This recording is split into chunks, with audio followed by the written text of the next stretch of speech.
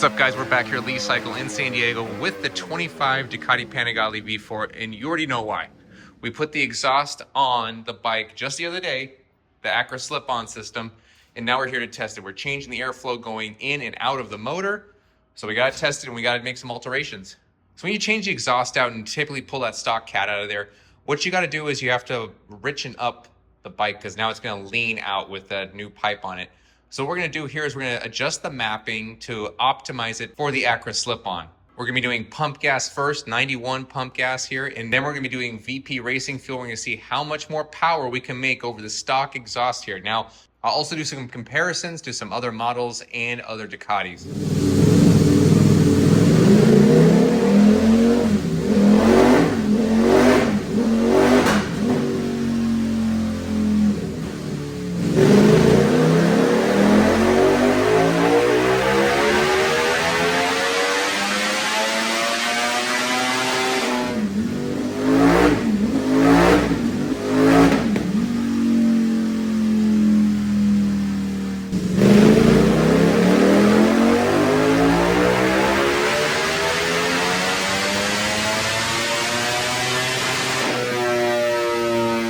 All right, pump gas testing is done. And what do we get here? We got a total of 208 rear wheel horsepower. Now that's impressive for pump gas considering that first map, we got only 200 wheel here. Let me show you guys that. All right, here we go. The red is going to be our mapping with the Akra slip, and the blue is going to be our mapping with the stock exhaust system.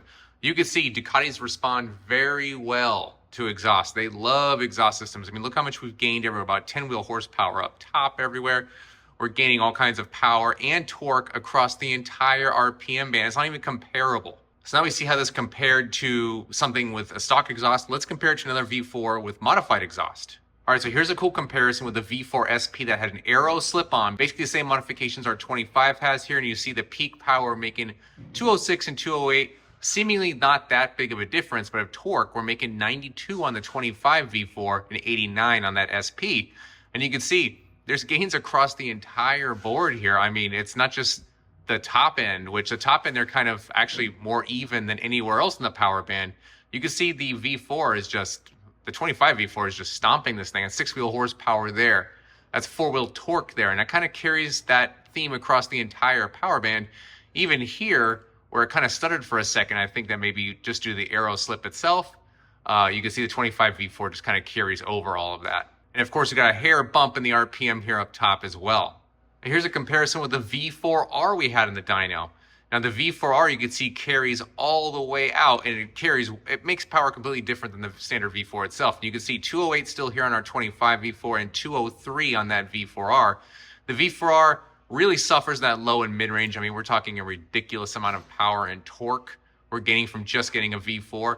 But the V4R, this is where it shines anywhere from 10,000 plus. It just has this massive plateau of power. But with this slip-on, it definitely closed the gap here. I mean, we're at the track here.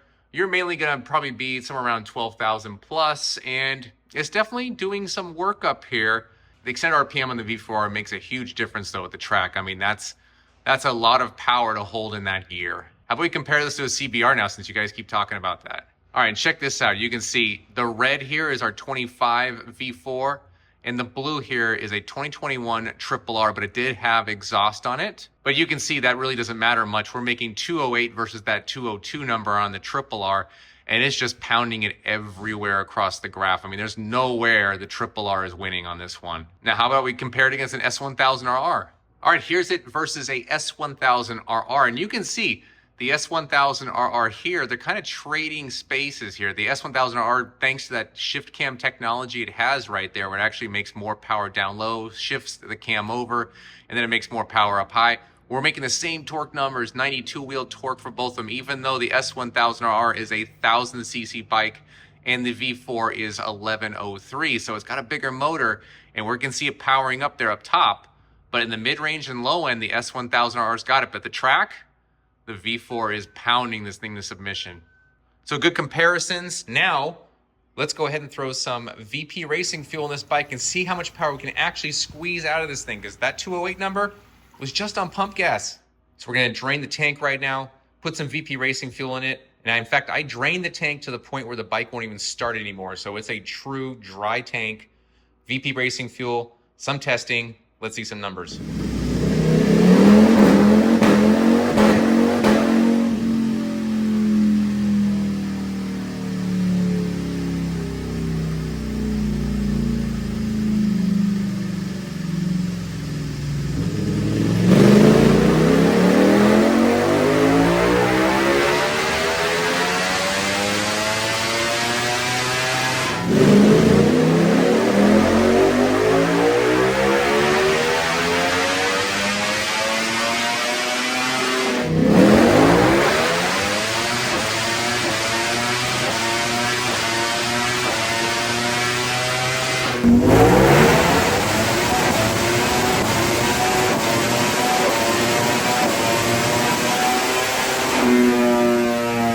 Okay, I'm gonna go on record right now and say this bike is absolutely absurd. 216 rear wheel horsepower, 96 wheel torque. This bike is insane. I mean, we're making power everywhere on this. Even up top here, that's 8 wheel horsepower and 4 wheel torque. I mean, we're talking that's almost 13,000 RPM or 12,500 RPM. And that's insane amount of power up top there over the pump gas map. And 216 is definitely the highest horsepower 2025 we've had on the dyno yet. This is it. This is the best there is. Now, I'm going to show you guys what other dyno tuners try to do with their bikes and show you guys some messed up numbers here for fun. All right, I've seen other dyno tuners do this and they give people these numbers based on this. Now, what is this green line, right? That's me going through all the gears. That is not how you should be reading it. I know we make a lot of videos going through the gears. They look cool and everything, but for actual tuning, it isn't what you're supposed to be doing. And here's the funniest part. I mean, we're reading 156 wheel torque. That's impossible. And we're reading 220 wheel horsepower. Now, if I really want to mess this up, I'll just go over here to graph options and I'll turn some legacy smoothing and we'll go, okay. Oh, cool. 222 now. That's what we're talking about. The 216 didn't change, but we went up to 222 now.